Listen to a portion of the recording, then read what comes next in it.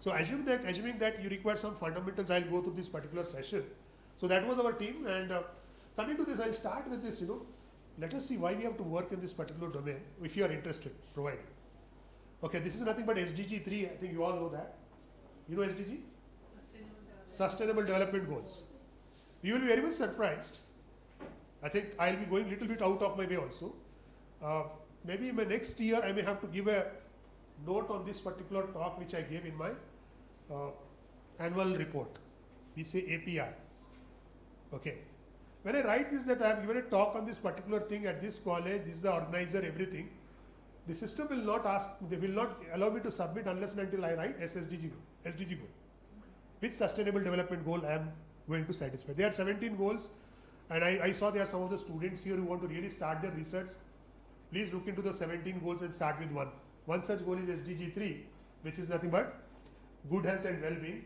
So because of this SDG goal, this is a very appropriate topic to be discussed.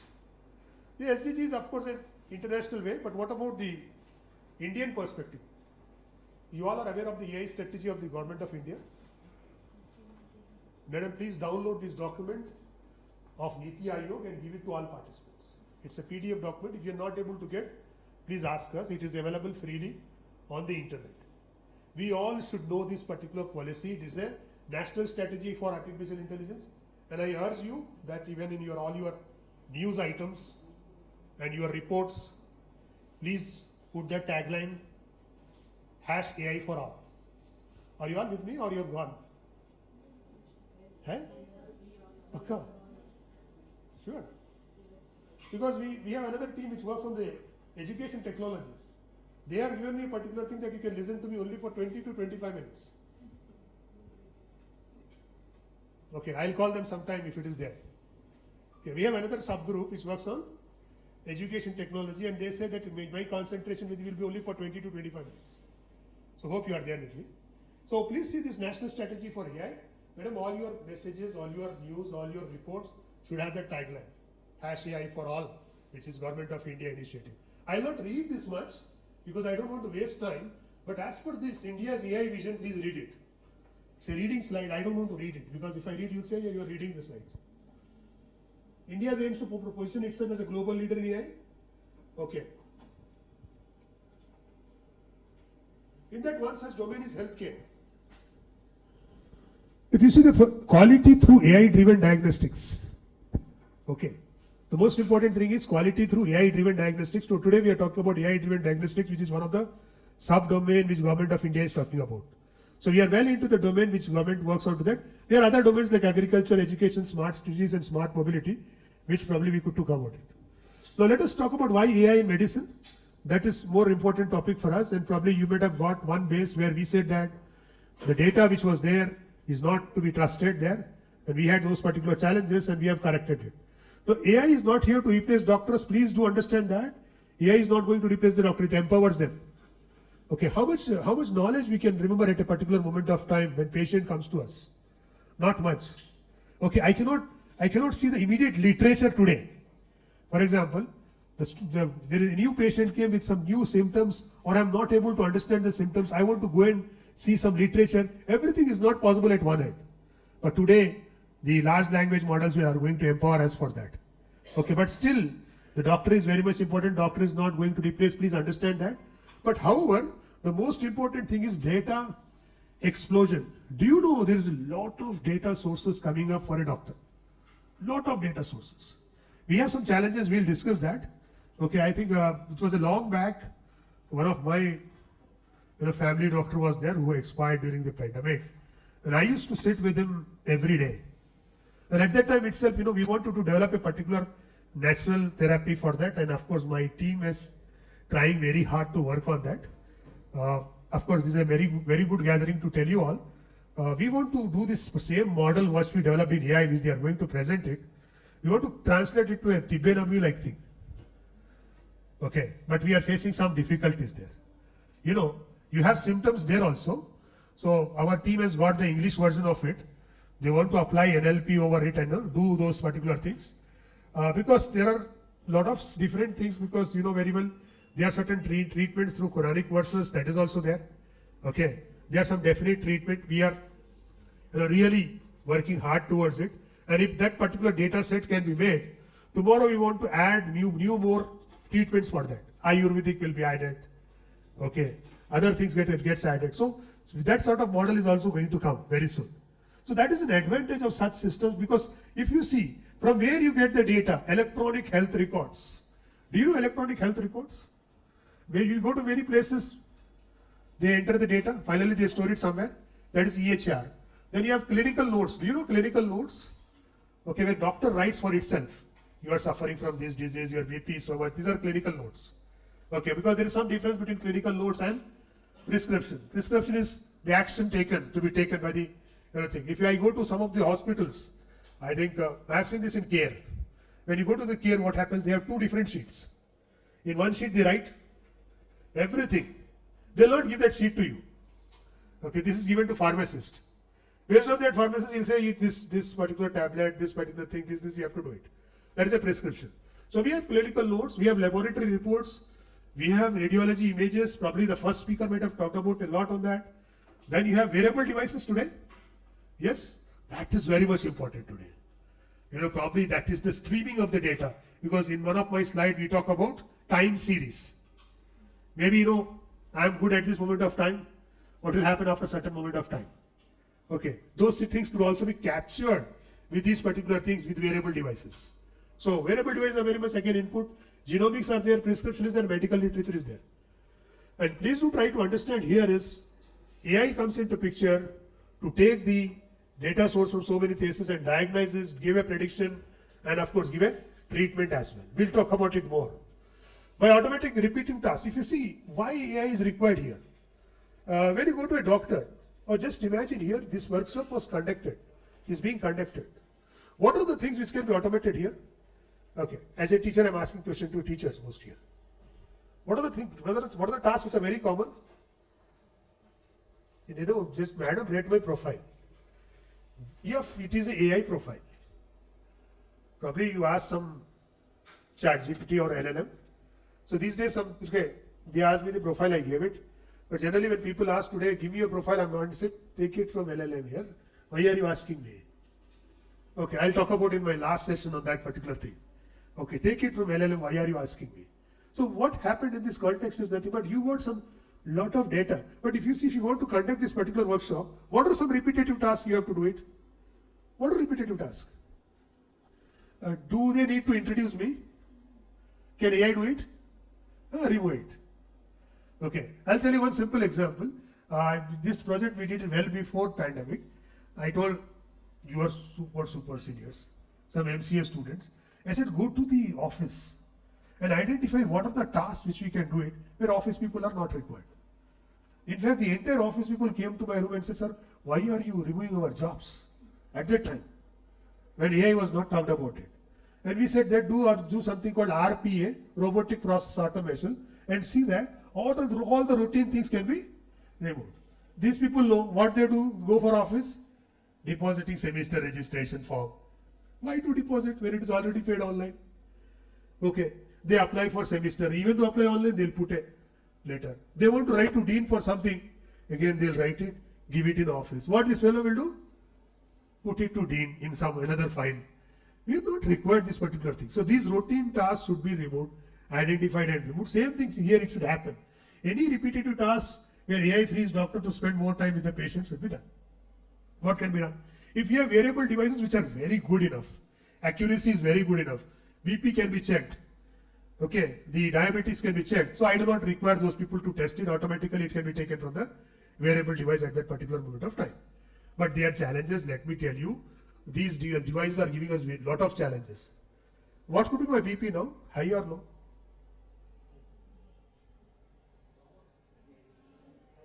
High. Okay, good, thanks. Why it could be high? No, I am speaking. It may not be always for everybody. For some people it will be low also. So are you going to take a decision for me immediately based on my high BP that, you have to go and, just get admitted to a hospital? That is going to be a big challenge for us. We cannot have only the data which is coming. We require a historical data again. We require a historical data. These days there are a lot of devices which people are wearing, right? What are those devices? Some BMI devices, these devices which monitors your everything for total 1 day, 2 days, and they'll decide what to do. So these sort of things, what happens is the analytics, the AI comes into picture, which is very much important for us. Next, it provides predictive insights for personalized care plans. We did that in our work, which they will show you, okay, where you can get certain predictions, okay, based upon certain symptoms.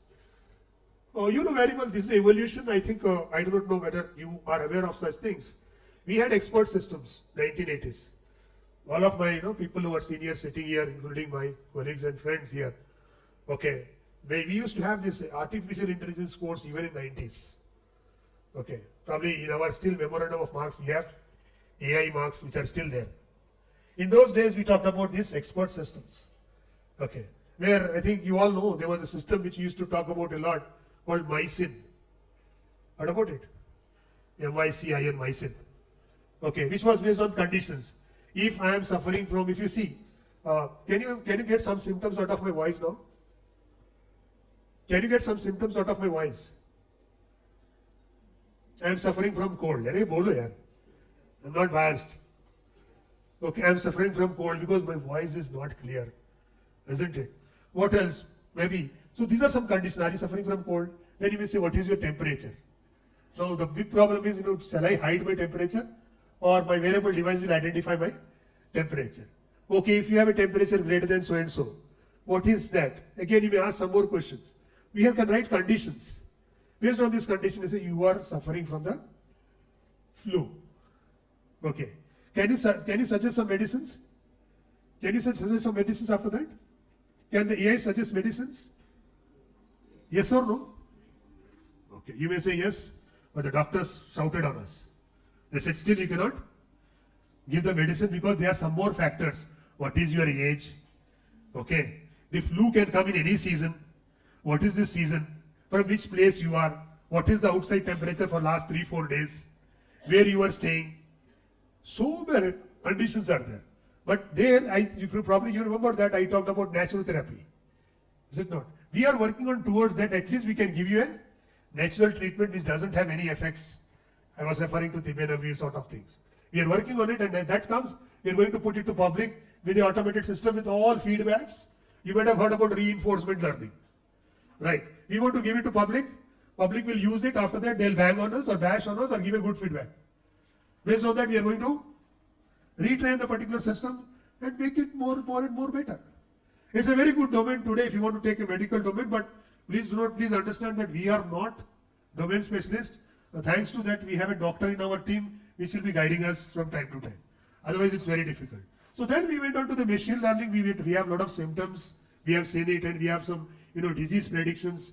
We applied a lot of ML algorithms, but I already discussed what challenges we had during that particular process. Initially, we had 100% accuracy, but that was wrong, and now we are reaching at to 72% accuracy. So that's a particular challenge. Now, of course, now we went on to the deep learning models where you do not take only structured data. You take a lot of unstructured data. Because if you see initial symptoms of mycin, madam remembers, we used to just give some medicine, there is treatment, headache, cold, flu, all this sort of thing. But that is not sufficient. I require even the lab reports. I require the chest images, probably the morning speaker might have talked about it. A lot of images we require it. All this put together, probably, if you talk about this particular machine learning, as a machine learning engineer, I need to decide my features. I want the system should take the features by itself. When you want to take the system by features by itself, then we require a deep learning model. But always I had an issue with this deep learning model because it's a black box. Finally, I'll get an outcome, which is very good for me. Yes? So that's the reason probably we require something like explainable AI, which is a very good title of this particular workshop. Today, we don't need only accuracy, we need the reasons. Why are we getting this particular accuracy? And this domain is very vast enough. Okay. Then coming to this transformers, which is very interesting today because if you see, I talked about clinical notes, prescriptions. We have a lot of text involved. Is it not? Clinical notes. I had one more project, I think somewhere you are 2022 batch did that. They did work on this, I think whether you people were there or not.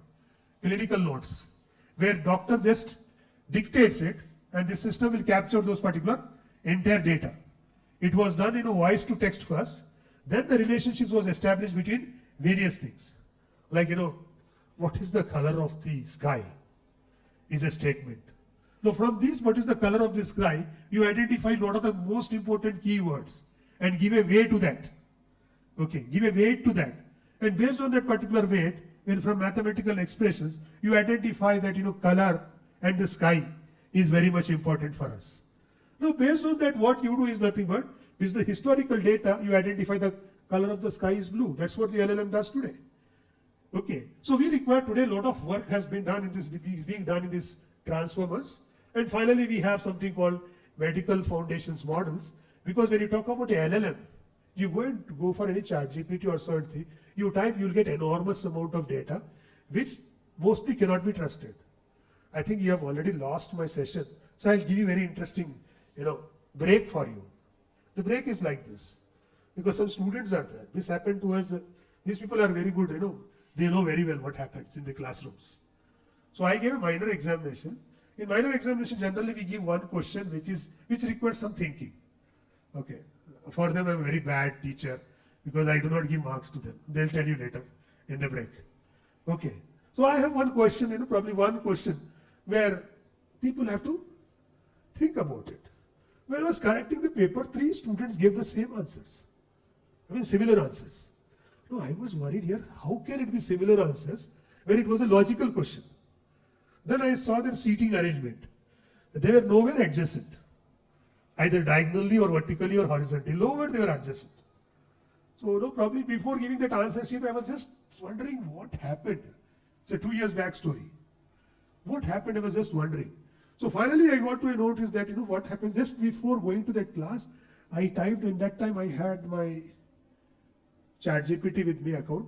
With ChatGPT I typed it. Same question I typed it. It gave an answer which was very similar to that answer. Okay, how they copied it, I'll not tell you. Okay, the mobile was not allowed. That's a very interesting story, I'll tell you the last day. Okay, so finally what happened is I went to the class and I said that even though you take answer from ChatGPT or LLM, it may not be correct. I didn't point to them. Okay, so don't trust the answers given by your LLM, I said. I am talking about the medical foundation models here in this context. Because the medical foundation model, you cannot directly go with a generic LLM. I need to prepare a very specific model which is for the medical domain. And that's the reason this particular workshop is very appropriate. Where you do the medical model SLM, because what is our topic, which comes with these people talk about it. That is very much important because it should be very domain specific so that you get good results with more accuracy and more optimization, which we'll talk about it. This is only for you to understand the differences. I just take up to deep learning here.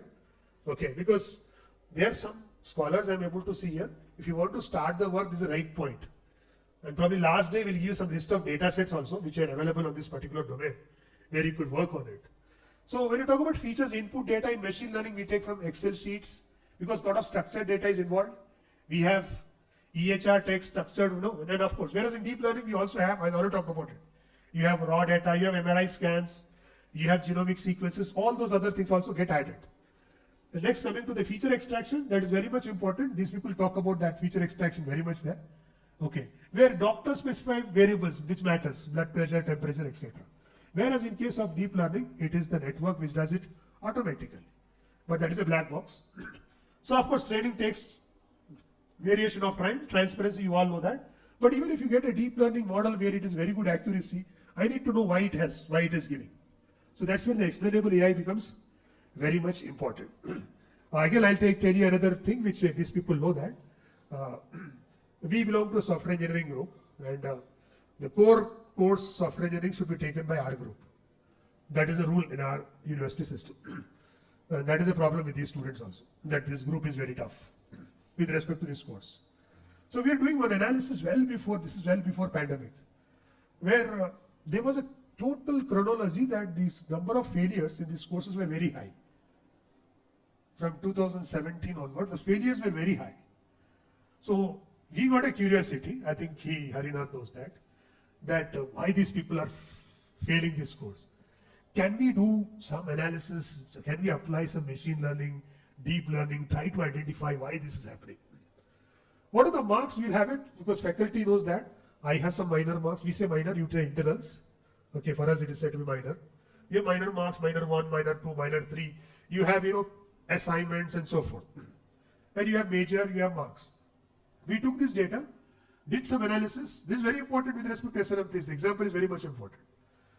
We could not get exactly why they were failing with this data. That means to say the features what I identified now is insufficient for me to identify why these guys were failing in this course. So we went ahead.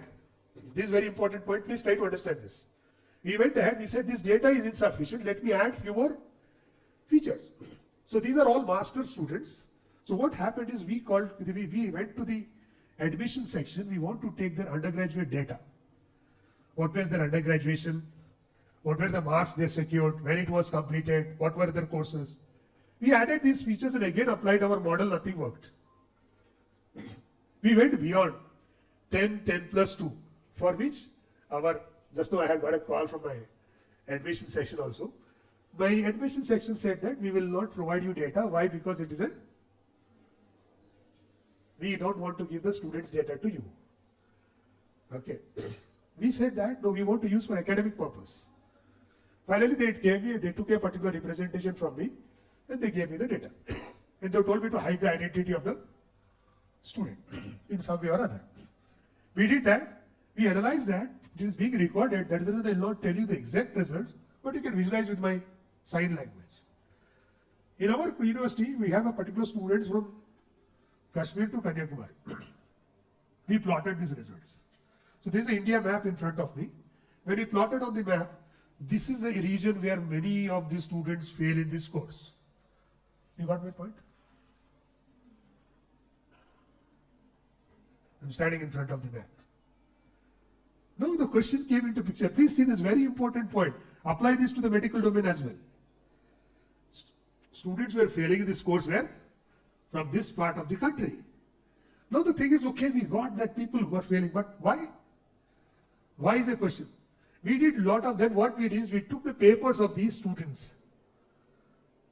We tried analyzing that. Now one more project is going on which we are giving AI to correct the papers. Though some companies have already come on that. Okay, but there are a lot of problems there. Okay, can AI correct the paper? This will be very much happy. Okay, at least AI will give more marks to them compared to me. Okay, that is different story. But what happened is, when we identified these papers very clearly, we got to know that these students are really good enough, but they cannot express. So we came to a conclusion, that was our conclusion, may not be true for your students, okay, that their language is very bad. They cannot express in the English language. We made a decision support system, but of course I do not have the total results with you, but I'll tell you what happened. The decision support system will give you a particular system, will ask certain questions. For example, now these days we have this course in every semester. The software engineering course is there in every semester. This July, December, it will be there for this MCA guys. For January, June semester, it will be there for MTech and IMTech. It is there for entire year now. So what happens, for example, you want to take a course starting from July 15th is our commencement of classes. So now I'll put onto a decision support system, asking certain question. Are you registering for software engineering course? Yes. If so, answer these questions. Okay, they already started laughing. Okay, I'll ask, where are you from? What is your mother tongue? Now you are getting my points, right? What was your language used in your 10th class? Where you are from? Press submit. And the message gives that you are going to fail software engineering course. Course has not started. Then in bottom it is written, don't worry, please click on this button. When you click on this button, it will be written that evening hour, the Center for English and Foreign Languages is offering a course which is free for our students. Please join that course and join our classes. It worked. I can tell you today our failure rate is less. Our failure rate is less. Medical domain should also act like that particular thing. You cannot just take a decision directly. Well, some features are not sufficient. You have to extract the relevant features. If you see, the entire story is my SLM. Small language model for identifying why students are failing in my course. I prepared we have done an SLM. Now, of course, our data set is very biased. You don't tell me that. I'm not telling that this works for your students. it doesn't work for your students. It is very biased now because only for our students, only students from some regions. And that's the reason when I go to these colleges, like your colleges, I'll tell that you people are lucky enough. Why? Because here most of the students come from Telugu states. So mentality is almost same, average, below average. May not be very good, but still you can manage it. Your cluster is very relevant. So very easy to manage and your reasons could be different. So that is what the entire story is all about. So we have healthcare, we have data from lab reports, clinical reports and so forth. If you see some of those particular healthcare AI integrates structured and unstructured data, not only structured data, we also require unstructured data where clinical notes can form into picture, your images, everything gets into the picture here. This is what, for some of the things you can take it. This is again given by my ChatGPT. Can you work on this? We'll give you the data set. These two problems. Predicting hospital readmission risk by analyzing patient's age, past diagnosis and the current medications. Okay, some data set we'll give you on the last day. Okay, from this please do these particular, start doing these particular exercises. It's a good domain, but again, a domain expert is required. Scanning thousands of chest X-rays, probably the morning speaker might have given you some insights into that. To detect early stage lung nodules without human guidance and what look for. Of course, we require those two particular problems. You can start with one of such problems. If it is very difficult for you, my next presentation will be taking you to very well these things at how to do it. They'll go with the very basic things. Okay, excuse us if you are very good in this particular domain. Challenges in healthcare, missing values. Yes, you all know that. Very interesting missing values you're working. I have an intern there in the lab now these days. He's working on one data set where he has to predict the value of a car, value of an old car. Okay, Woodfellow worked very well. Now there are some missing values there. Price is missing. At some places the car, fuel type is missing. Now, if the price is missing, for example, if probably age of the car is missing, what value I can replace with this? People follow some mechanism, average. But that average will not work. If I take some other parameters, the average may not be always correct. So we cannot blindly apply these techniques today. Okay, so what we did is we told them to group these particular values based upon other features. Okay, based on other features, group it, then try to predict. But there we got one more challenge. When we grouped it, the data set is so small we cannot predict it. Okay, we did this exercise, so people say, it is very simple mechanism of cleaning data, techniques are there. But when it really plunges into the domain, this is very important. Even if you go for a feature engineering, these things becomes very much important. So we have missing values, we have noisy records, then imbalanced data set, which is a big issue for us, right? That data, but when you talk about this particular thing, I'll talk about this very much. Patient privacy is very interesting feature. Yeah, don't concentrate here. Okay, patient privacy. Now, I go to a doctor. Do you want to give your health record to the public? But we are authorizing. Do you know that? We authorize it. Did we tell any time that don't give this data to others? Are they taking any declaration from us? In fact, when you take them, at the time of surgery, they get a particular thing. We sign it. No? One time you take that copy and read it, you'll be very much surprised. All that is written there. You are authorizing to share this particular data to anybody. Everything is written. But if you see the situation where you are in, you sign it. So we are giving this particular data and tomorrow we say, hum to bata hi nahi. That is a big problem. We have some laws which I talk about it in the last day session. But I think you heard about HIPAA law. HIPAA. Health Insurance Protection Act. Faculty can look into it later. This is a US law. Health Insurance Protection Act. Okay. The government of India is trying very hard to get those laws. Some of the things are there in place, but it was given to parliamentary committee for revision and all. It is being happening. We'll discuss on the laws at the last day of the thing. Hallucination, I'll give a very interesting example. I think these people will enjoy my example every time. I'll give only one example, then I'll go ahead. Then hallucination is a big challenge in artificial intelligence. This happened one day. I was to interact with all the industry people at Wipro. I was the only academician, and we had a very big challenge discussion on that. And I could make all the industry get down to hallucination. So before going to the talk, that is almost at midnight, I asked my co-pilot. I use a co-pilot. If you ask me, I use co-pilot a lot because I have a Microsoft account and I use it that way. Okay, there is no other thing. Okay, I think you have seen a diagram here. Okay, this was generated by co-pilot. I asked today I'm going to give a talk on this title. Can you generate me an appropriate diagram? In fact, there is one more diagram which I didn't share it, but if you want, I'll share it. Can you prepare PPTs for me? It put all 7 PPTs in the one line. I did not know to get that because I was not satisfied with that. Just to see this figure. AI in diagnostic, I didn't give it. Training medical LLMs, I didn't give it. Transforming healthcare, I didn't give it. See that image. I wrote very specific. There is something called prompt engineering today. How do you write the prompts are very much important.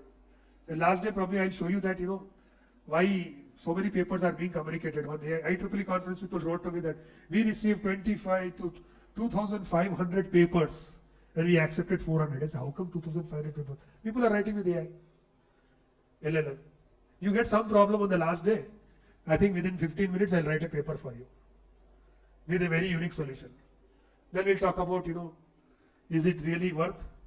Okay, is it ethical? Are we preserving integrity? We are going to discuss that on that particular day. But if you see this image is generated, even this image is generated. I said, give me a good image for that. It gave an image which was not satisfied. Then I said, generate me an SDG 3 image, which is for good health and well-being. Just check it. Later on, you can read this. The slide will be shared to you. Okay, this PPT will be shared. Don't worry. Don't write anything. I asked a question to this particular, my co-pilot.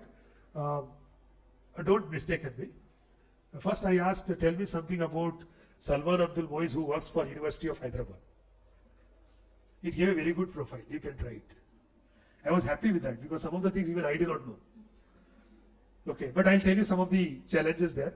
Then second thing what I asked is, in fact, my better half was sitting beside me and I wrote there, is there any criminal record of Salman Abdul Moiz? In fact, my better half forced me, don't write it, because she is also from computer science. She said, hey, your machine will learn that. I said, let it learn. I'm writing only once. I'll take that screenshot and keep it. I'll show you on the last day what message it gives. Initially, it says there is nothing at the first and last paragraph.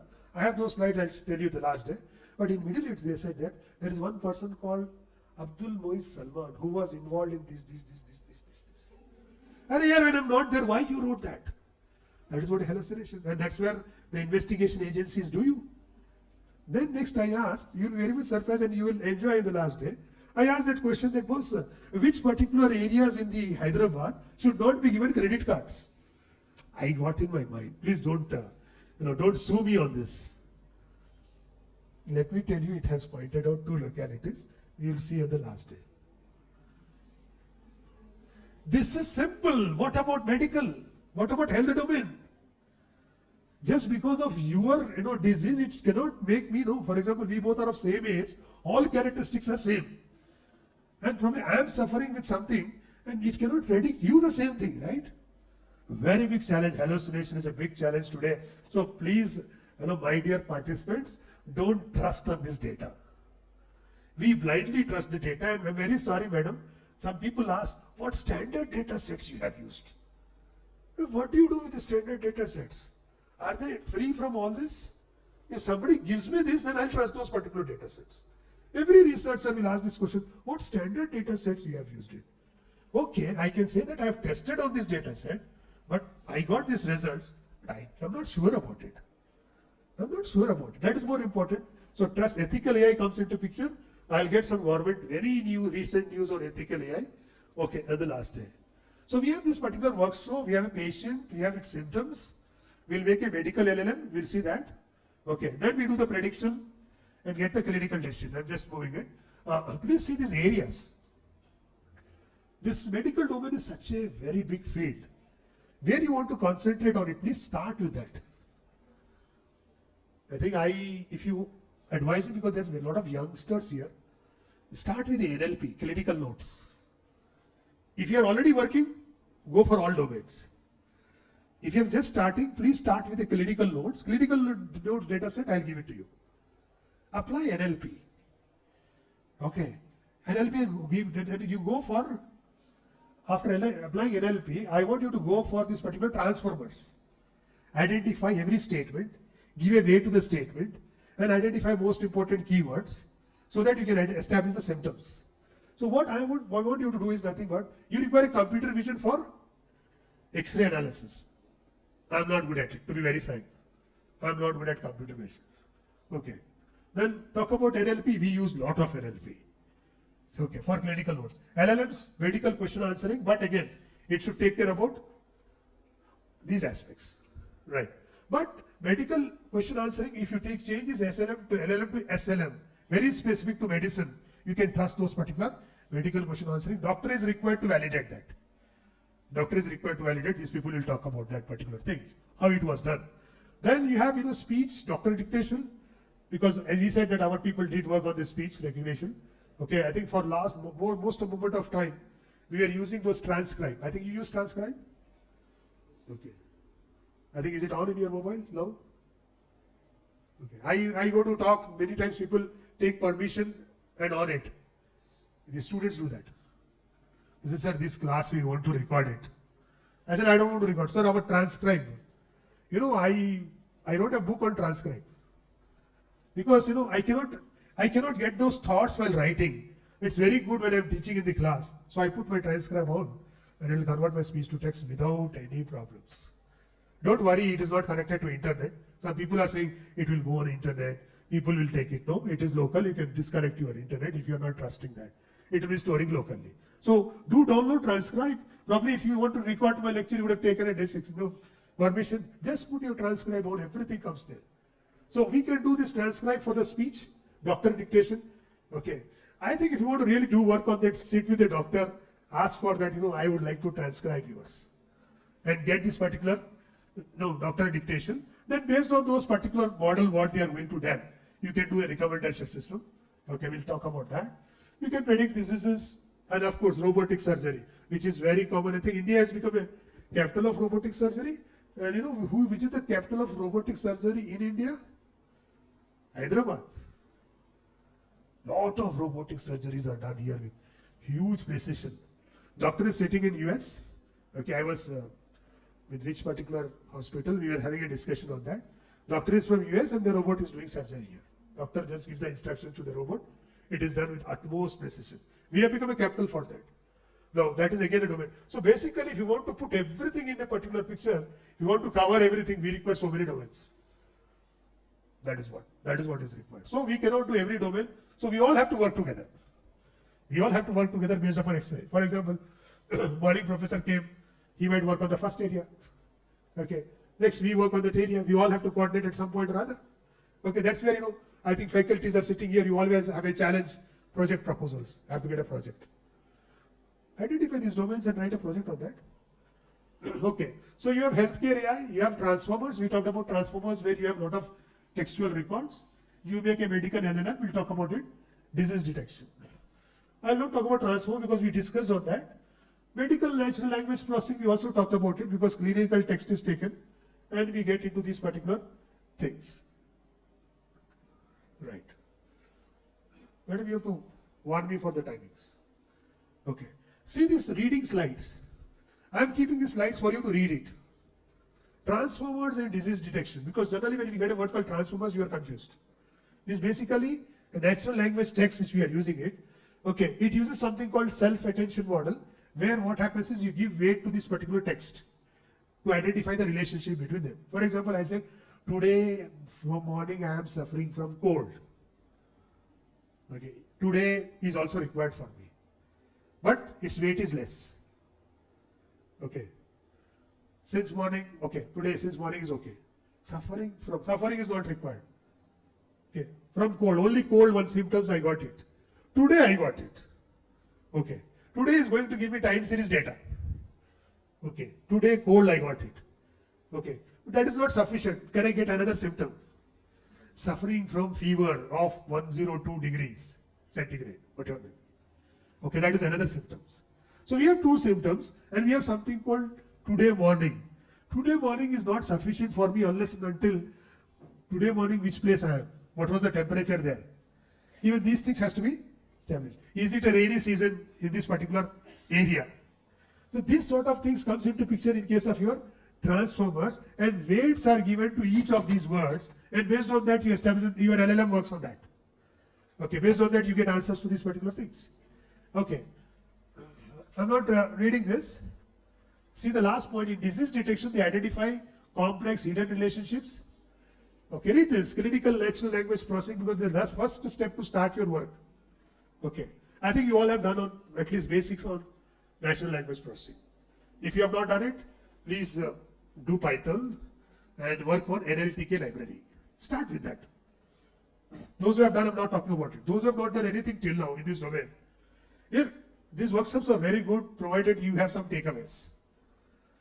Okay, go and import NLTK. Simple. Take any NLTK tutorial. You don't need any training here. You don't need any training. Tutorial is there.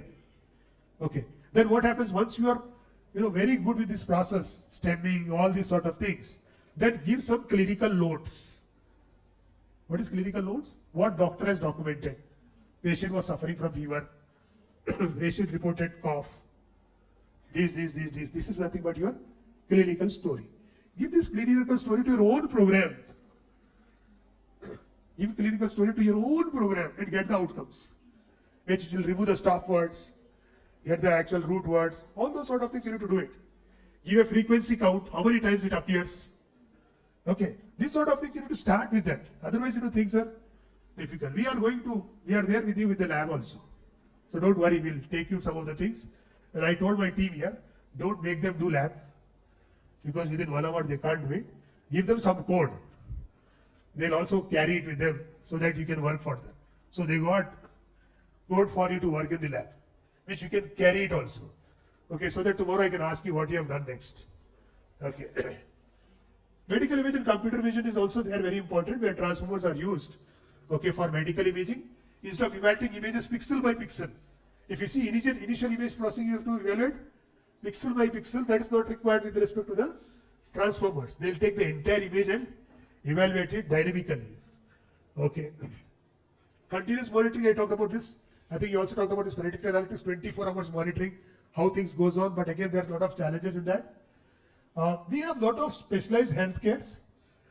We have clinical BERT is there. We have, which has, we'll talk about this clinical BERT, which is nothing but again a particular system where it takes the data, clinical nodes. Please see this. This is still here. Mimic 3, you can make a note of it. Of course, this slide will be given to you. Mimic 3, I just talked about, right? Take a clinical node data and work on it. Mimic 3 is one of the data. Okay. So clinical nodes are given to this particular model. BERT is a model. Okay. There are many such models we'll discuss. We have BioBERT, we have PubMed BERT. We are not going to discuss that much. Okay.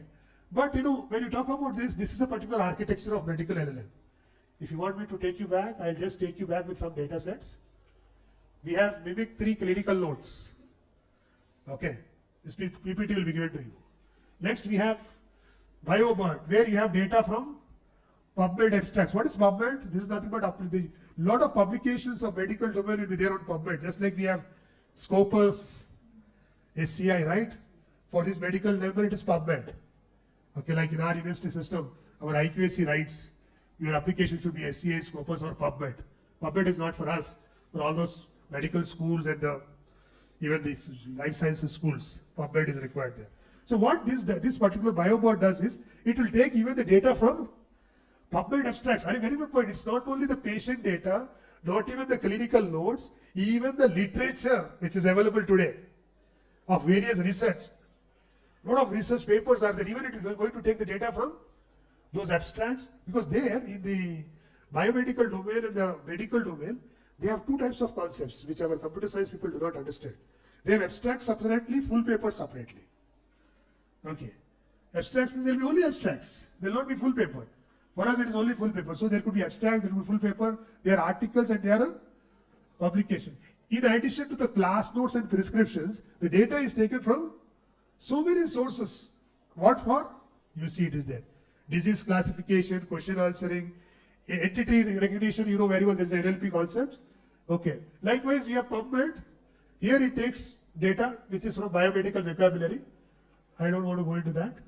So we'll come to this particular part where your medical data is collected here. I think I'm in the wrong slide.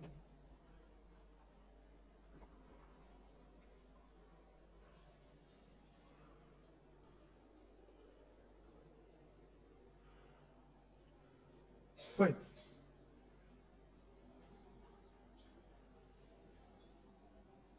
Thing where we talk about patient symptoms and medical LLM. So very first thing is what you need to do is you get some symptoms, okay, from the patient. You get some symptoms from the patient and you try to detect a particular disease.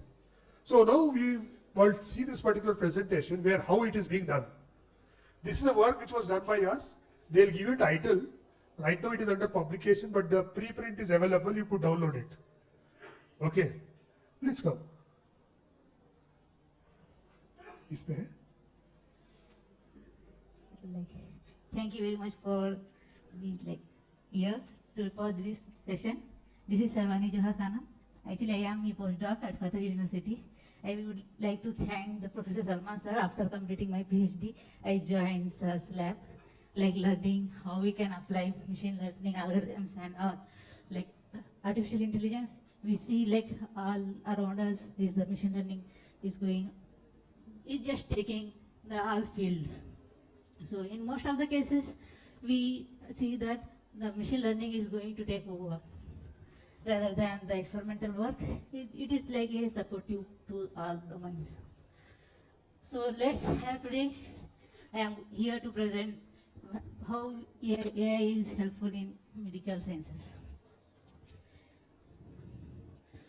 So the outline is just introduction how AI and ML is helpful in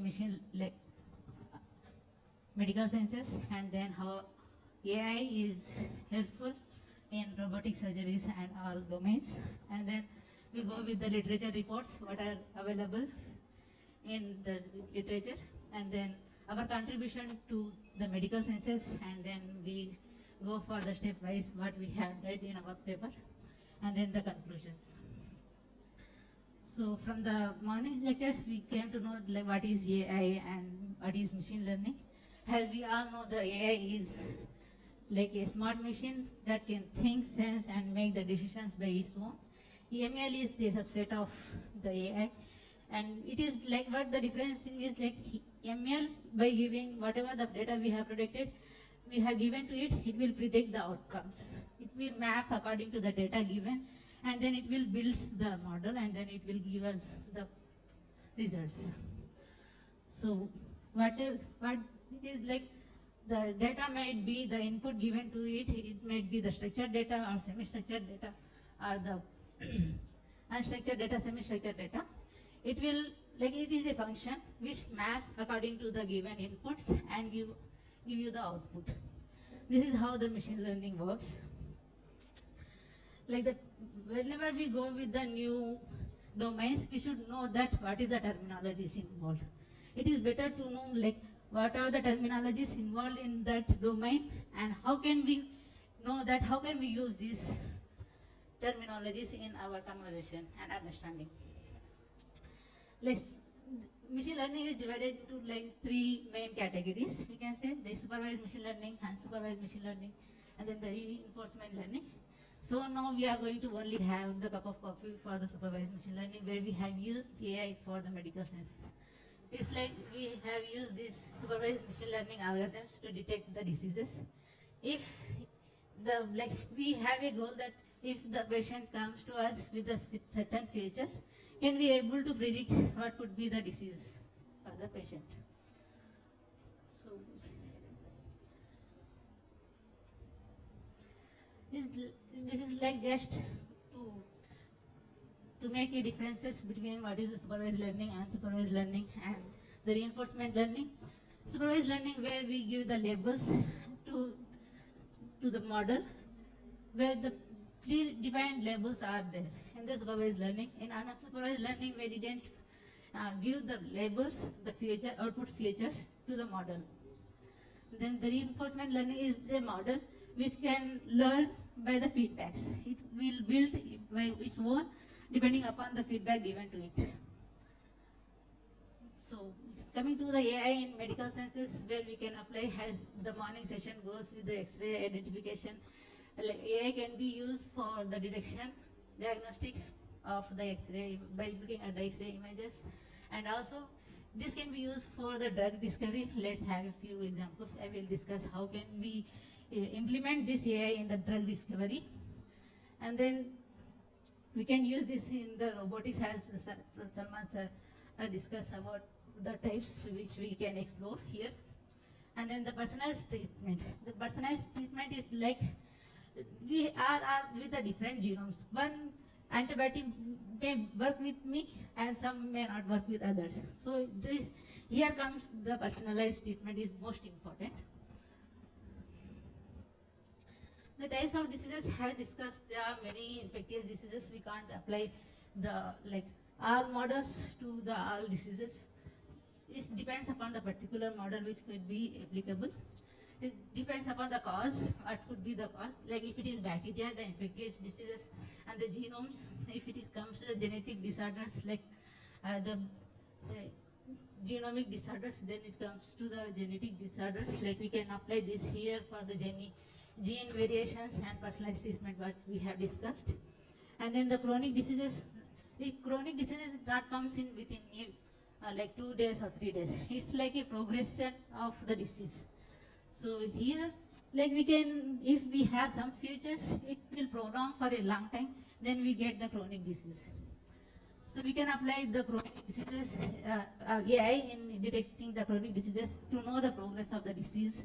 Here, most of the people uses the sensors, as the professor was talking about the wearable sensors, where they used to wear the sensor and then they get to know what could be the progress of the disease.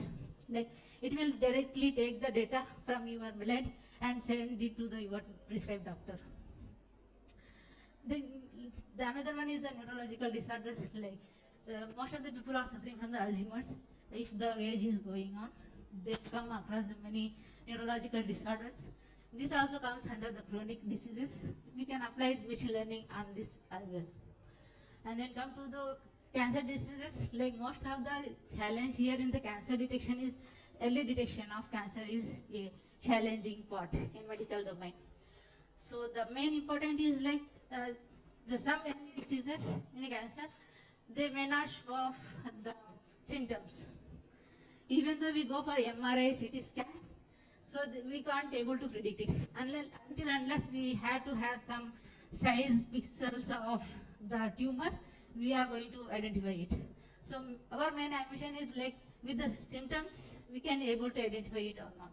Let's see. The another one is the what are the challenges, as we discussed, the complex diagnostic pathways and difficulty in early stage identification in the cancer, and also like over volume of the data and the risk of human errors. So let's see in one, if we do the scanning in one scanning diagnostic center, it shows the different results rather than the other part of the country and other like the scanning centers. So the problem here is like in some minor cases we used to get the human errors as well. How they are processing the sample depends upon the results, and all the results will affect the predictions of the diseases as well. So if you are getting the wrong information, wrong data from the diagnostic center, then it will affect your like the disease as well. Like if you are diagnosed that the cancer is not detected in the CT scan, then in the other center if you are diagnosed that the cancer is there, then it could be not the accurate one. So this comes the human errors. The next one challenges we would like to discuss here, most of the one is the failure to the reliability disease detection at early stage cancer detection, and then the antimicrobial resistance.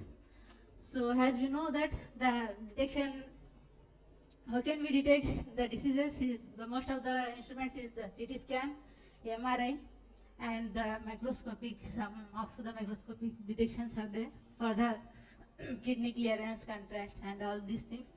So, as discussed, the early detection of cancer may not be possible.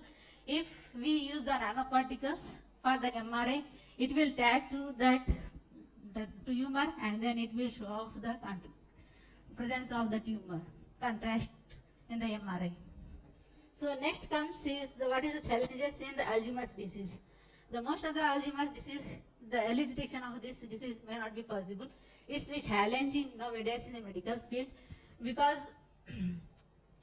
so the identification of the presence of the alpha synuclein is not identifiable in the pre-diagnostic centers, because presence this is in the lower quantity.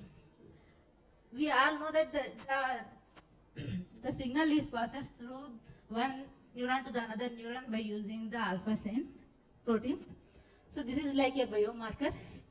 If the generation and the consumption of this biomarker is unbalanced, then it creates the Alzheimer's disease. It leads to the increase in the Lewy bodies. Here you can see if this alpha syn proteins aggregates, because the concentration is imbalanced, the generated and the consumption of these neurotransmitters is if it is imbalanced, then it gets the aggregates and then followed by forming the Lewy bodies. If we tag these Lewy bodies with the nanoparticles, we can identify this in the MRI as well. So why this is not identifiable in MRI? Because the size of these Lewy bodies is very little, smaller in sizes. If we tag it with the nanoparticles, it will form the larger particles, and then we can it gives the contrast in the MRI. Then we can easily identify these diseases as well. What is the progress of this disease, where it is, and we can cure it as well.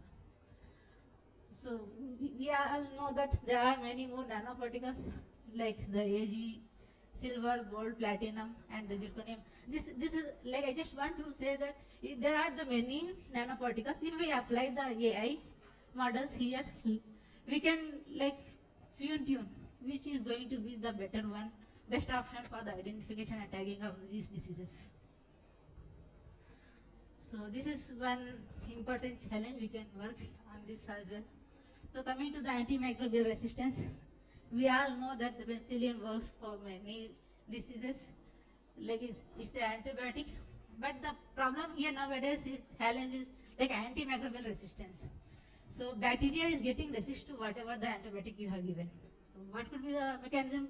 If it generates itself, it gets update its genome by taking the antibacterial and this by the genes whatever you have given to it, it will take and it forms its own version of it. It's just rejecting the whatever antibiotics you are given. It's like you are getting the fever. If you have taken the antibiotic, it is not working. Then what could be the reason? So this is the reason. So antimicrobial resistance is the reason why you are not getting cured. So here also, this is the main important challenge nowadays facing with doctors. This is also depends upon your genome. One antibody may work for you and may not be work for others. It depends upon the antimicrobial resistance, what is happening. So there are most alternatives for the antibody, antimicrobial resistance. So here also we can apply the ML and AI to know which is going to be the best option for the alternative for the antimicrobial resistance cure. So coming to the literature reports, there are many more. So there are many literatures from 1915 to till now. So how the disease diagnosis and treatment using AI. So it's about 27,000 papers are available. How can we use AI in medical sciences? This is the data from Web of Sciences. So now most of the people are focused towards how can we use this for decision making. So what are the points that we have to check if we want to use AI in medical sciences, like for whatever it could be the like data set, whatever you have used, it could be, you have to set that data from where the sources you have taken, and then you have to just clean the data, like we have discussed. The data might be the structured one, unstructured. So we just have to organize the data by using some pre-processing techniques, and then we had to keep the models, apply the models, and then we train them by taking the 80-20%, some of the people taking 70-30%, 70 for the training the data set, and 30 is kept for the validation of the models. So at the last, we just have to, for the publication, we just had to update the whatever the data we have used, as the earlier professor suggested, like we had to update that the codes and whatever the data we have used to the repositories like GitHub and etc. Some journals will ask and some journals may not ask this. So like comes to the what is our contribution, like we have used, here comes the AI driven diagnosis. In this, like we have collected the data set. These are the research questions we need to really put up well before you do something. Just have a look at Stomach, kidney, liver, and then in that we have taken the stroke, epilepsy. These are the diseases which related to the brain, and then the related to lungs we have taken the hepatitis, chronic diseases, and the fibrosis. And then the related to pancreas we have taken the hypoglycemia, hyperglycemia, and diabetes. And then related to the gastrointestinal, we have taken few like the common diseases. And then the kidney related, we have taken the 5 diseases: chronic CKD, and the acute kidney injury, and then the PKD. So related to the lungs diseases, we have taken only COPD, and pneumonia is like the general disease nowadays, and asthma, COVID-19 we all know how we have suffered during these pandemics. And then like the methodology which we have followed is the same. We have constructed the data with the help of the doctors. Then we have sit together, we have constructed the data by considering the features, what could be the feature if we have this disease. So what could not be the like symptoms. So our data set has the 21 data points and 193 features. Like this is for the 23 diseases overall. This is only the small data set, but it is the accurate one. We can confirm that this is the, if you have these features, then it could be this disease. So these are the algorithms which we have applied. Then we splitted the data into 2%, 80% training and the 20% testing. And then like this is models which it is predicted that from the 2 CAD and HHD, these are the features resembling these two. These are the common features. If you are coming up with these features, you may have the CAD or HHD. If you are coming up with these features, at least these 3 features, we can say that you may have this disease, heart failure, and the diseases which are related to heart. So these are like the lungs diseases. This is predicted by the model. If you have these 2 diseases, and this is the common feature between the 2. So this is for the gastrointestinal diseases, and this is for the liver diseases. If you have these features, then they could be, this is the disease for you. Like this is the neural diseases. These are the features associated with this disease. So in conclusion, this is the model which can work, and if you have some features, then it could say this is your disease, and you have to go through this and this precautions. So thank you for your time. Number 2, doctor intervention is still required. Okay. Otherwise, doctor would have not been needed there. So this graph was very interesting picture where, based upon those particular features across, you might have seen, orange colored ones, which were, the actual diseases, and the green color ones were your symptoms. And she told that if you have these symptoms, either you can have this disease or this disease. Okay.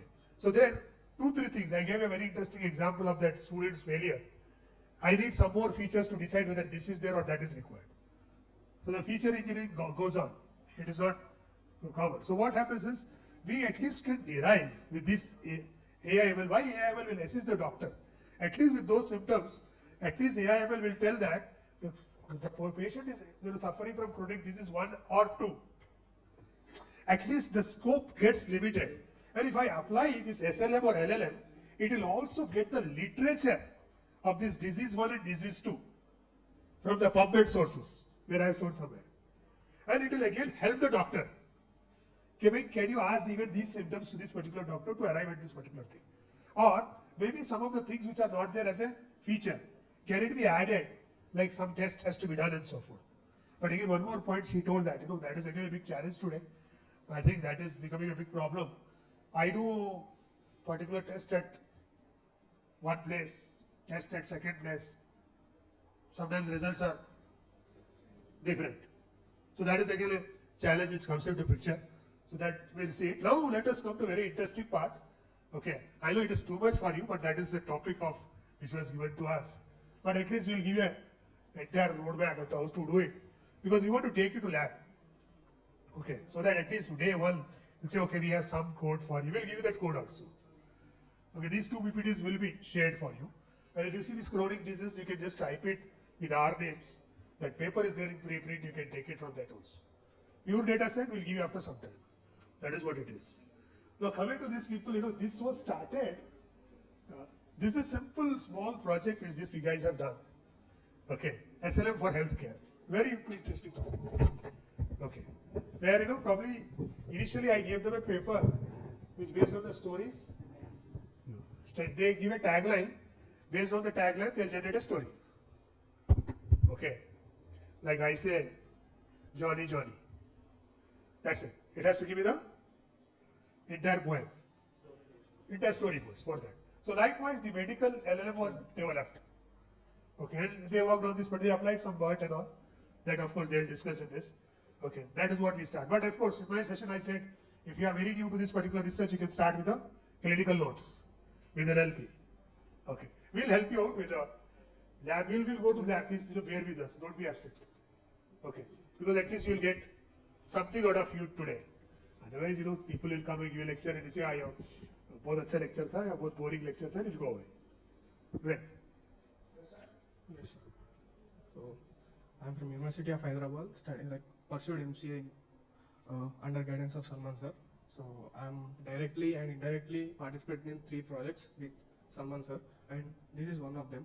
I'm not a direct participant of this project, but I'm replacing a guy called Zubair. So, because I'm partially participating, like helping my friends while doing the project. So, I'm going to explain the project overview, and Saidada will take the remaining part. So, the problem statement is, we are aimed to build a small language model for healthcare. So, basically, in rural areas, most of the people don't understand the terminology of medical. So because of that, we created this AI so that they can easily understand what really medical terminology is. So medical terminology basically contains some difficult words, right? So this LLM can make those kind of words understandable to the users, the patients. Our motivation to start. So basically there is a paper called Tiny Stories. So this Tiny Story paper is basically designed, and the Tiny Story algorithm, it is an SLM actually designed to generate stories for children actually. So because we initially started with this paper, but the thing is, we got into something called, this Tiny Story SLM can't generate some difficult words that being mentioned in healthcare department. So if I say hypertension, so hypertension is a word that cannot be generated in the SLM, Tiny Story SLM, because it is trained on basic English information, basic English data to generate small and children-friendly stories. So we initially started with this paper and later on moved to Pi 3 Mini. Pi3 Mini is a SLM. We fine-tuned it with using 3 datasets, which is going to be discussed in the next going slides. The issues we face in tiny stories. So word salad. What do you mean by word salad? Word salad is something generating a word which doesn't have any meaning. So if there is a sentence which doesn't have any meaning, what does it mean? I mean, there is no meaning, nobody understands it. So that is the reason. And broken grammar. So these kind of some vocabulary issues are like we faced. So later on we shifted to Pi3 Mini. This is what exactly I told about why tiny stories failed. Because of stories generated for the children, not for the medical information. And it is a very simple architecture, can't adapt to medical domain. And the thing is, it doesn't understand words like neuropathy and these kind of words, anesthesia, hypertension, or these kind of large medical words. So what are our project objectives? Like we are prepared to build an SLM for healthcare, and we use some data sets, 3 different data sets, to fine tune this SLM so that it can adapt the medical terminology. And we have limited resources, like limited GPU, so we can't afford to go for for greater large data sets and large LLMs. So that's why we choose to go with SLM. We wanted to deploy a real-time chatbot. We already deployed it. We will show the demo at the end. The literacy survey we did. So we tried all those SLMs. You know already tiny stories I discussed. Later we used BioGPT and Clinical Bart and PUD PLM. So every SLM we used had one or something, some disadvantages. So what we did is we used three data sets. One is PubMedQ and MediQA and MedDialog. So these 3 data sets are different from each other, not related to each other, completely in a different phase. So one data set is contains diseases and their symptoms, and one data set contains conversation between the patient and doctor, and one data set is contains the research information of medical domain. And Pi3 Mini, why we choose Pi3 Mini? So it is lightweight, works on Tesla 4, it is basic GPU in Colab, and it contains 3.8 parameters, 3.8 billion parameters actually. And then it gives some good reasoning. So same thing, it is a lightweight and faster and strong reasoning, and very easy to adapt to medical domain with using all 3 data sets. And capability with CLORA, like quantified low rank adapters. So ranking, like these different models, like we didn't use, like we used Pi3 Mini and other models that I told just now. So these are other models, we compared them with the Pi3, like base comparison. So architecture of our project.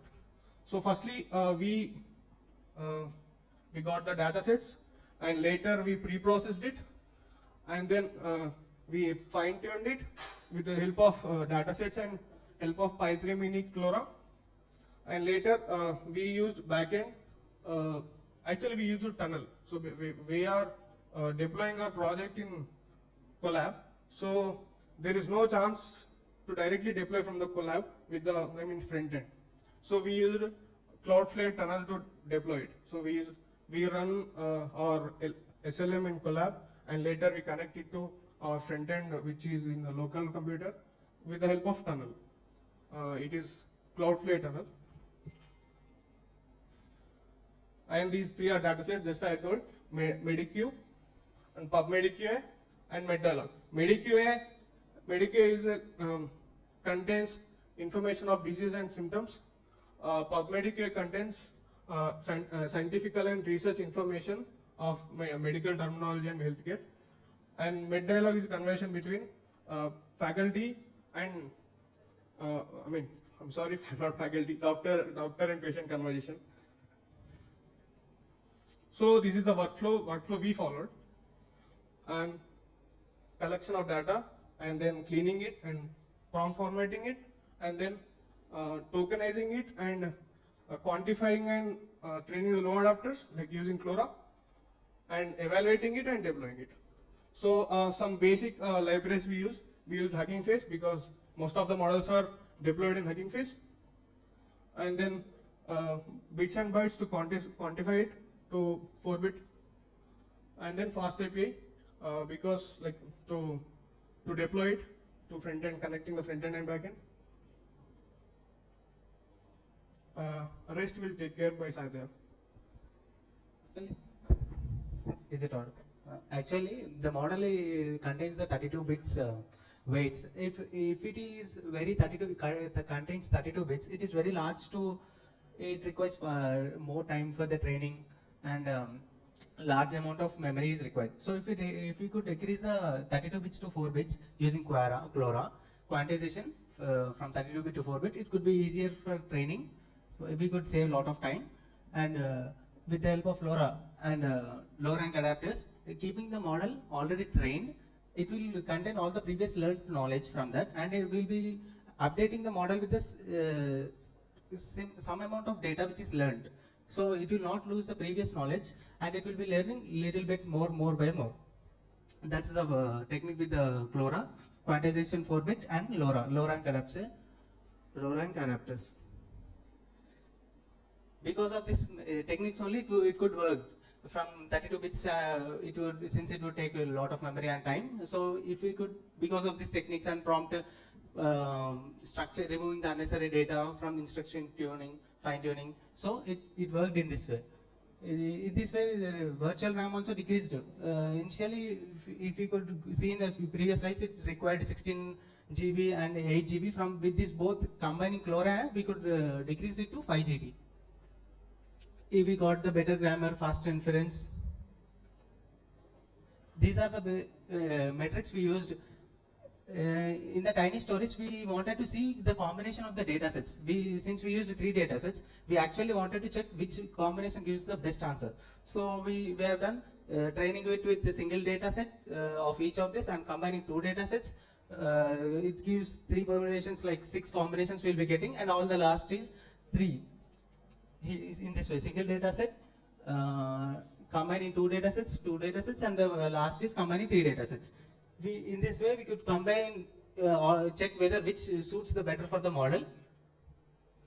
So blue checks based on the, we used 100 reference questions and 100 reference answers for the tiny stories model. And then we checked with this blue, BROG, and BERT score. BERT score checks the semantically meaning, whether it does not, these top 2 depends upon the reference answers and the generated answer. It checks the reference answer and how many grams, n-grams are correct, and how many n-grams did it recall properly. It checks on based on that. But this BERT score will be like, it checks the semantically meaning. It does not check that is it the same generated from the reference answer or not. It will check the meaning of the reference answer and the generated answers. If the both are correct, it will be giving the good BERT score. These are the values we got. We got the most for the PubMediQA, but for the best accuracy of the model and for the best outfit, we kept all of the data sets, 3 data sets, because it will be having more domain knowledge. These are the graph representation of the 3 data sets which we have tried for the tiny stories. 5.3 mini without fine tuning the 3 data sets. These were the answer queries which we have asked the 5.3 mini. As you can see, we have asked what is tuberculosis and what is urine infection. We can see the answers are like, these are not any semantically correct, and it is giving some nonsense actually. to be wrong. Like it is giving very long words and there is no exact response required for the user. Later, when we after fine-tuned with the data sets, when we asked these questions, some other questions, we also have the same questions asked also. When we asked, Sam suffering from fever, what can I do? Which is the best hospital in the University of Hyderabad? If you could see, if it has told the Gachibowli Hospital, Dr. Lalita Hospital, if you could see the answers also, what is cancer and what are the types of cancers, it also told the healthy lifestyle. If you could follow walking and quit smoking and drinking, and if you could be you would not become a victim to the cancer and these kind of diseases. How to prevent cancers? Then we asked, like it is also after fine tuning, it is giving the best answers. Before, without fine tuning, it might be giving any answers which is not really useful for the user. After fine tuning, so it could be better for the it is aware of all medical data and knowledge, so it will be giving the exact answer required for the user. This was the live system, as my teammate told. This is the tunnel link between the model and the user front-end interface. And when the user asks the query, it will check the query and ask the answer for the model, and will get back the answer, and the user could see the again response. We run it on Google Colab Tesla D4 GPU, Cloudflare tunnel. We faced challenges because this cloud tunnel links also expires within 1 hour and 30 minutes also. These are the issues, and the adapter loading issues also. When we are retraining the model with what has the learned to the 5.3 mini, we also faced these issues. And the GPU memory limitations also were there, because in rural areas there will be some ASHA workers and some healthcare, they may not be having high-end architecture and high-end computer systems. We cannot expect them to have large systems. So it should be able to run on small systems also. It is giving the broken outputs also initially as you could see in the slides. These are the future improvements which we can be done to the project, like RAG integration, voice assistant given to it, and multi-language support because South has many languages, Kannada, Telugu and everything. We can give it to many languages. Medical image understanding, if you could upload any X-ray, anything like blood reports, everything, reports, if it could understand, give the response to the user, it will be very helpful. It could be integrated to that. It can be integrated to mobile app, and if we could try it, we can develop it to an offline app also. These are the conclusions. This 5.3 mini, because of the after fine-tuning LoRa it could work, because tiny stories architecture is very small, and like it cannot understand the normal vocabulary. It understands only story vocabulary, and medical domain requires high dimensional vector space, so it could not get from the tiny stories as architecture. So we have to choose the already existing SLM model, and we have to fine-tune with the data sets. And with the help of the LoRa, we could got the best results. These were the references we have used. That was the tiny stories, how small can language models be and can still speak coherent English. This was really research done by some Microsoft employees. And these are the remaining references we have used. Thank you. So SLM is to develop an offline model actually. So if we use LLM, we cannot deploy that LLM into a mobile phone. So we need an offline product, because most of the rural areas doesn't have some like internet connections. So because of that, we choose SLM over LLM, so that we can easily deploy into the mobile and we can use it offline.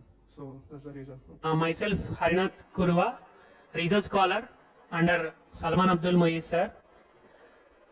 So now I am going to give a demo on how to work with medical data sets. Initially, we will see what could be the input to these machine learning models which will predict the disease. Later, we will try to use the LLMs, and then we will try to see how LLMs will give the output to the question given by us in medical domain. And additionally, we also work with the RAG models at the end, where in addition to the prompt, we also give the evidence of RAG, so that we could collect the facts from the documents and use that knowledge as an evidence and give the correct answer to the question which is asked. So I have divided this session into 6 lab files which is shared with you. Now I am going to discuss this script one. So before starting, generally in traditional machine learning algorithms, we'll have features which we will be using them, and we'll have a target variable with which we'll predict the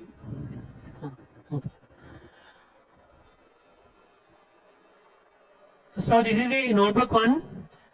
These are the required libraries which you need to install. So all these 6 notebooks can be executed in your collab. Some will take time because of loading the large language models or SLMs, and the others will execute within 10 or 15 minutes. Okay. So in this cell, this is the data that is created. So if you can see here, this data set consists of 2 columns. The first column is symptoms. These are the symptoms.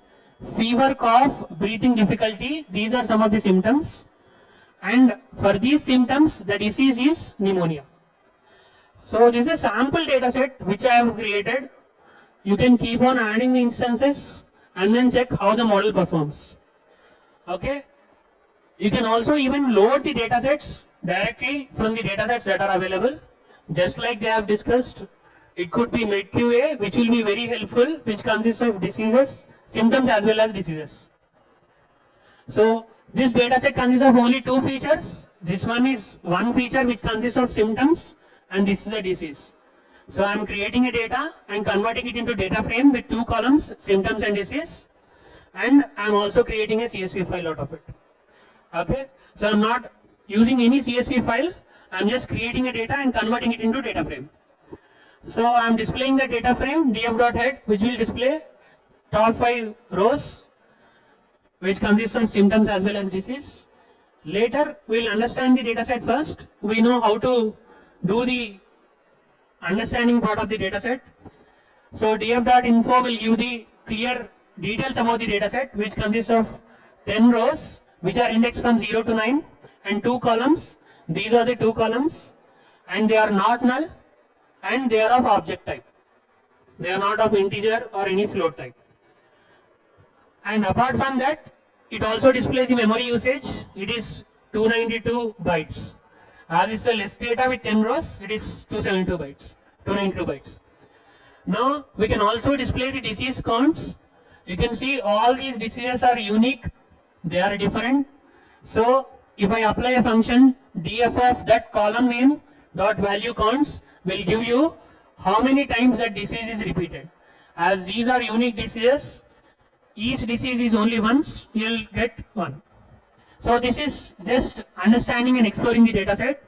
After exploring the data set, we will do some text processing. Here I have written a function to remove any extra characters other than space and the text. Okay. So this function will convert it into lower, and then it will use a regular expression where it will replace all the characters other than, this is not symbol, other than A to Z set or space, it will replace it with empty. So in this way we will try to pre-process, and these are the symptoms data set which is actually in the data frame, and this is a clean data frame which doesn't consist of anything other than lower characters and space. Later we will try to look into this representation called TF-IDF. TF-IDF is term frequency inverse document frequency kind of an embedding. What it will do is, it will try to collect all the words that are present in the data set. So this data set consists of several words. So the words are being collated, and it will try to identify frequency or importance of that word in this particular sentence. I'll give an example. Here the sentence is fever, cough, breathing difficulty.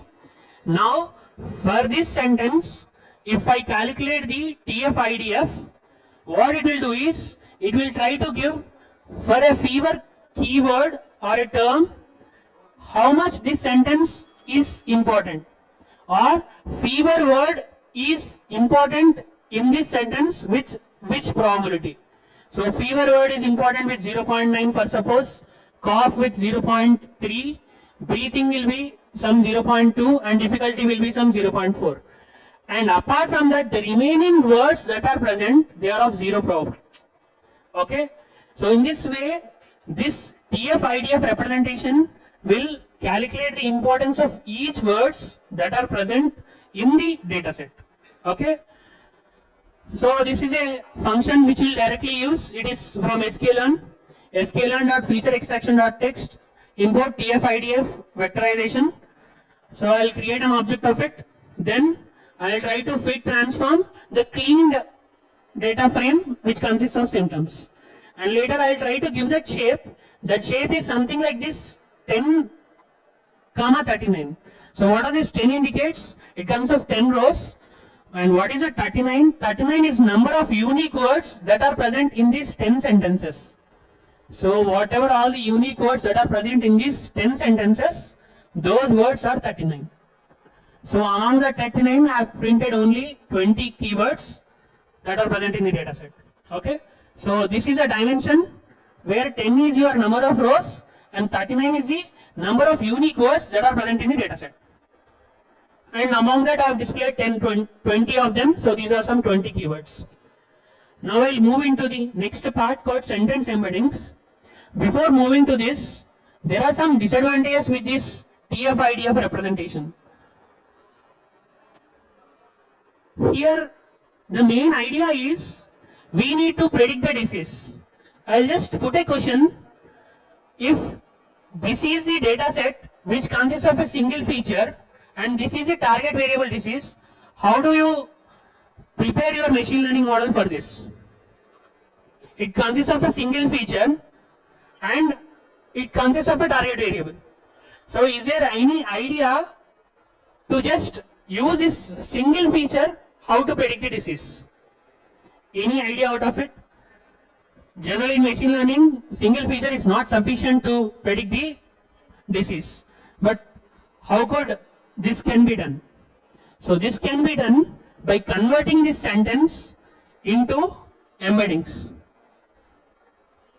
As I discussed, I have used a TF-IDF representation here. This will convert each sentence into 39 dimensional vector. So instead of giving that single sentence, I will give it a 39 dimensional vector as an input and I will predict the disease. Now the feature is not the single feature, the feature is the embedding of that sentence. So the embedding of that sentence will be the 39 dimensional vector, which is a similarity of these words with respect to that sentence, and those 39 dimensional vector with one target variable, that is a disease. This is how we can train the machine learning model. But these TF-IDF representations, they do not learn the context. In order to learn the context, there are many models that can be used, which could be word-to-vec, and the latest model with the evolution of transformers is BERT model. So I will do that sentence embeddings. Instead of this TF-IDF representations, I will use the BERT model.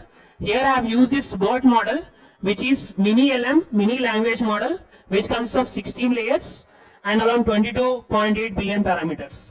And I am using that model and I will encode the cleaned data frame, which is the symptoms part, and I will print that shape. So this transformer, which is BERT model, which is available in Hugging Face, I have directly taken from them. It produces a 384 dimensional vector. Okay? Instead of 39 dimensional vector, if we increase the number of features, then there is greater chance of predicting the correct disease.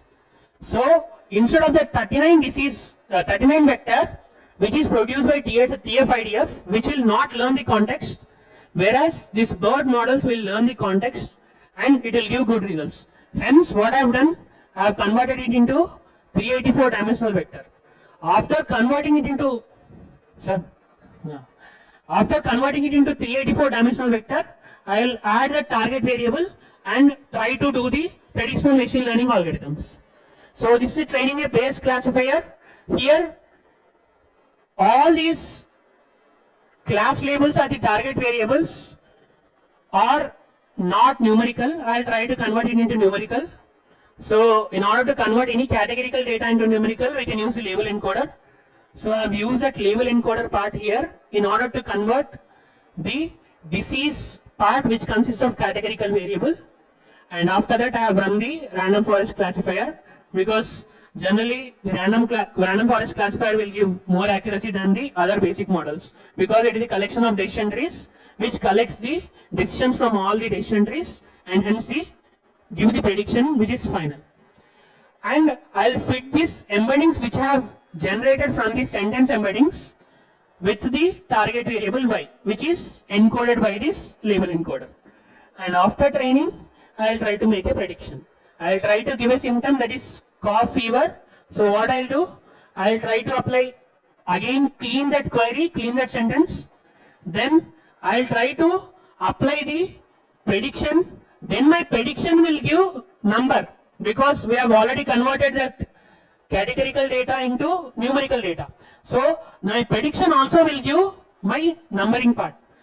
Again, using this label encoder, I'll try to do the inverse transformation to get the disease name. After getting the disease name, I'll try to display that disease name.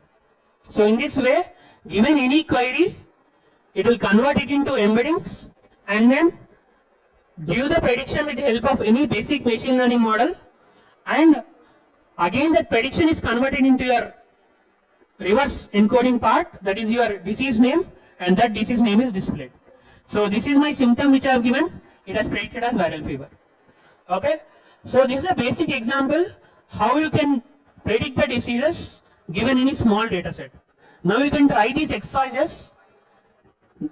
Initially you can add 20 patient records. I have given the solutions also below, but don't directly jump into solutions.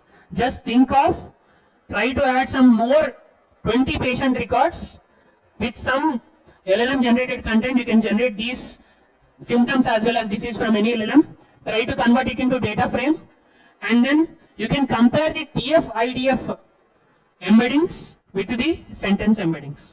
You just display the dimensions of it, you will know the clear difference. Okay. Later, you also try to replace the random forest classifier with the simple SVM classifier. Here, you can use this, instead of this random forest classifier, you can use SVM, and then you can apply your kernel. Generally, we use linear kernel for it, and then you try to predict with the SVM. And the other exercise is, you compute accuracy with different train test split. So I have not used any train test split here, because I have converted the embedding into dimensional vector and I have predicted that. So I have used a complete 10 rows of data for training, and I have given a new query for testing. Instead of that, in the 10 rows or that added 20 rows of data, you could divide it into train test split and calculate the accuracies. And the last one is very important. Now you try to check how the sentence embeddings are affecting the predictions. As I have said, you can convert this TF-IDF sentence embeddings using TF-IDF, then apply SVM with the help of 39 dimensional vector, or you can convert these sentence embeddings using any BERT model which is 384 dimensional vector, and you can apply SVM and you can see the difference.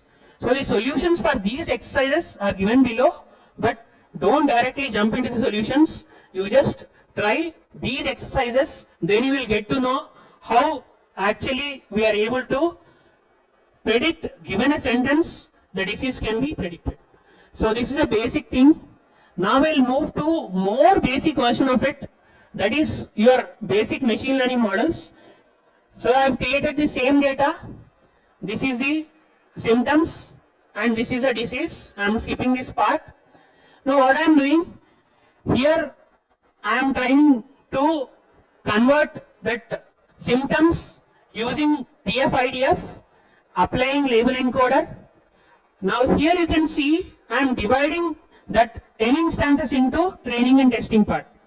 Okay, previously I used all the 10 instances for training and given a new sentence predicted the disease. But here I have divided the 10 rows into training and testing part, and then I have calculated the accuracy. So these are your basic functions. I don't need to give much explanation with respect to this. Train test split and applying the random forest classifier in this line and predicting what it is and displaying that prediction. And there is a function which is already there in sklearn, which you can directly use, classification underscore report, which will report all the metrics. Now I want to discuss regarding this metrics. In this domain of medical, recall metric is majorly useful, because what does recall does? Whatever all the diseases that are predicted, it will check whether our predictions are correct or not. So if the disease is there, then our model should predict that it is that disease. So in medical domain, whenever you are working with any data sets, argue with this recall measure. So these are all the measures. As the data is very less, because it is of 10 rows,